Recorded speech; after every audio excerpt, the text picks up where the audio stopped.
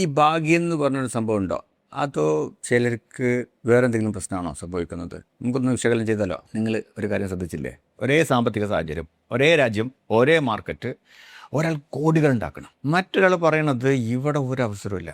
ആ അവസരമില്ല എന്ന് പറഞ്ഞ സ്ഥലത്തും മറ്റ് ചിലർ വമ്പൻ അവസരങ്ങൾ ഉപയോഗപ്പെടുത്തിക്കൊണ്ടിട്ടുണ്ട് അല്ലേ?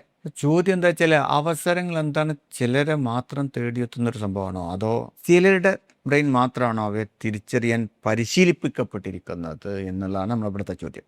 അതാണ് നമ്മളിന്ന് സംസാരിക്കാൻ പോണത്. നമ്മുടെ ജീവിതം മാറ്റുന്നത് നമ്മൾ അറിയുന്ന കാര്യങ്ങളാണോ, അതോ നമ്മൾ ശ്രദ്ധിക്കുന്ന കാര്യങ്ങളാണോ? ഒരു ആഴത്തിലുള്ളൊരു ചോദ്യമാണ്.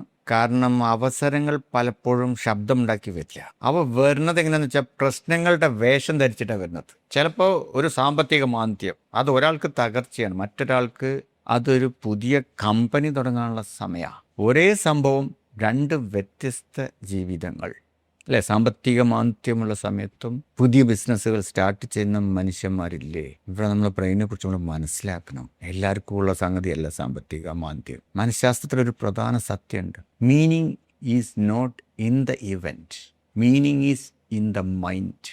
സാമ്പത്തിക മാന്ദ്യം എന്നുള്ള ഈവൻറ്റിനല്ല അർത്ഥമുള്ളത്. മീനിങ് അത് നിങ്ങൾ എന്ത് അർത്ഥം കൊടുക്കുന്നു എന്നുള്ളതിലാണ്. അത് സംഭവത്തിലല്ല അർത്ഥമുള്ളത്. അതിന് നിങ്ങൾ നൽകുന്ന വ്യാഖ്യാനത്തിലാണ്.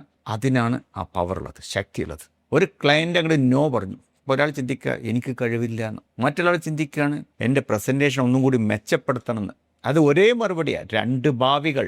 ലോകത്തിലെ വിജയകരമായ സംരംഭകരെ ശ്രദ്ധിച്ചാൽ ഒരു പ്രത്യേക സ്വഭാവം നിങ്ങൾ കാണും.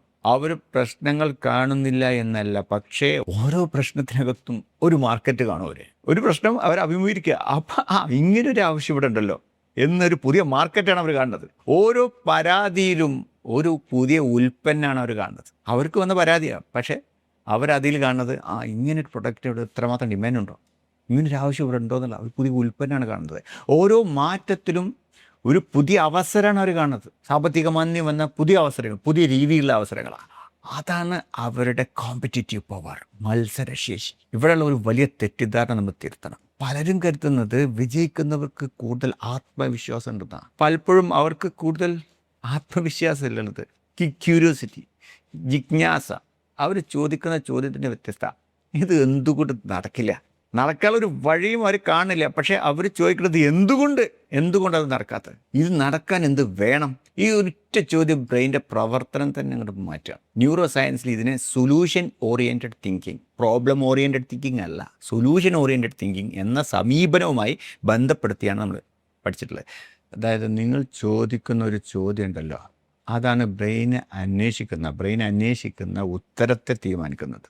എന്തുകൊണ്ട് എൻ്റെ ജീവിതം ഇങ്ങനെയാണെന്ന് ചോദിച്ചാൽ ബ്രെയിൻ കാരണം കാണിച്ചിരും. കണ്ടില്ലേ പ്രശ്നങ്ങൾ, ഇതുകൊണ്ടാണ്. അല്ല ഞാനിപ്പോൾ എന്താ ചെയ്യുകയെന്ന് ചോദിച്ചാൽ അതിനെന്താ ചെയ്യുന്നത് വെച്ചാൽ അതിൻ്റെ പരിഹാരം കണ്ടെത്തി പറഞ്ഞുതരും. ഏതായാലും ഇതിലൊക്കെ നമ്മുടെ കാഴ്ചപ്പാട് മാറ്റണം. ഞാൻ രാവിലെ നടത്തുന്ന ഈ IAS എന്നുള്ള പ്രോഗ്രാമിൽ ആളുകളുടെ ലക്ഷ്യങ്ങളെ മാറ്റാനല്ല പറഞ്ഞത്, അവരുടെ ചോദ്യങ്ങളെ മാറ്റാനാണ്. ഓരോ ദിവസവും രാവിലെ 7:30 നടക്കുന്ന ഇന്നർ എനർജി ആക്ടിവേഷൻ സിസ്റ്റത്തിൽ ഞങ്ങൾ ചെയ്യുന്ന ഇതാണ്. കാരണം ചോദ്യം മാറിയാൽ ചിന്ത മാറും, ചിന്ത മാറിയാൽ ബ്രെയിൻ പുതിയ ന്യൂറൽ പാതകൾ സൃഷ്ടിക്കും, അവ മാറിയാൽ ജീവിതത്തിൻ്റെ തീരുമാനങ്ങളും മാറും. ഇപ്പോൾ നിങ്ങൾ ഒരു കാര്യം ഓർക്കുക, നിങ്ങൾ ഇന്ന് കാണാതെ പോകുന്ന ഒരു അവസരം നാളെ മറ്റൊരാളുടെ വിജയകഥയായിട്ട് മാറിയേക്കാം. വ്യത്യാസം ഭാഗ്യമല്ല, ശ്രദ്ധയാണ്. ഇന്നു മുതൽ ഒരു പുതിയ ശീലം തുടങ്ങുക. ഒരു പ്രശ്നം വന്നാൽ ഉടനെ 3 ചോദ്യങ്ങൾ ചോദിക്കുക. ഒന്നാമത്തത്, ഇത് എന്നെ എന്താണ് പഠിപ്പിക്കുന്നത്?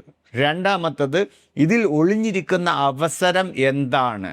മൂന്നാമത്തത്, 5 വർഷത്തിന് ശേഷം തിരിഞ്ഞു നോക്കുമ്പോൾ ഇതൊരു അനുഗ്രഹമായിരുന്നു എന്ന് ഞാൻ പറയുമോ? ഈ 3 ചോദ്യങ്ങൾ നിങ്ങളുടെ തലച്ചോറിനെ പരാതിയിൽ നിന്ന് സൃഷ്ടിയിലേക്ക് മാറ്റും. അതായത് ക്രിയേറ്റീവ് ബ്രെയിൻ ആയിരിക്കും. ക്രിയേറ്റീവ് ബ്രെയിൻ, പ്രോബ്ലമാറ്റിക് ബ്രെയിൻ അല്ല. അടുത്ത എപ്പിസോഡിൽ മനുഷ്യർ ചെയ്യുന്ന ഏറ്റവും വലിയ തെറ്റ് എന്താണെന്ന് നമുക്ക് ഒന്ന് വിശകലനം ചെയ്യാം. അവർ വിചാരിക്കുന്നത് നമ്മൾ നമ്മുടെ കഴിവൊക്കെ അങ്ങോട്ട് ഉപയോഗിച്ച് കഴിഞ്ഞാൽ മനുഷ്യന്മാരുടെ കഴിവ് മുഴുവൻ ഉപയോഗിച്ചിട്ടാണ് ജീവിക്കണമെന്നാണ്. പക്ഷേ സത്യം വേറൊന്നാണ്, മിക്ക ആളുകളും അവരുടെ യഥാർത്ഥ ശേഷിയുടെ ഒരു ചെറിയ ഭാഗം മാത്രം ഉപയോഗിക്കുന്നത്. എന്തുകൊണ്ട് ബ്രെയിൻ നിങ്ങളുടെ പൂർണ്ണ ഊർജ്ജം റിലീസ് ചെയ്യുന്നില്ല? ഏത് സാഹചര്യത്തിലാണ് അത് അപ്രതീക്ഷിതമായി തുറന്നു വിടുന്നത്? ഒരു മനുഷ്യൻ്റെ ഉള്ളിൽ ഒളിഞ്ഞിരിക്കുന്ന അതിശക്തമായിട്ടുള്ള ഊർജ്ജത്തെക്കുറിച്ചാണ് അടുത്ത എപ്പിസോഡിൽ സംസാരിക്കാൻ പോകുന്നത്. ദ ഒറിജിനൽ പവർ, മനുഷ്യൻ്റെ അപാരമായിട്ടുള്ള ശേഷി. പറഞ്ഞു കേട്ടിട്ടല്ലേ ഉള്ളൂ. നമുക്ക് അടുത്ത എപ്പിസോഡിൽ അതിനെക്കുറിച്ച് ചർച്ച ചെയ്യാം.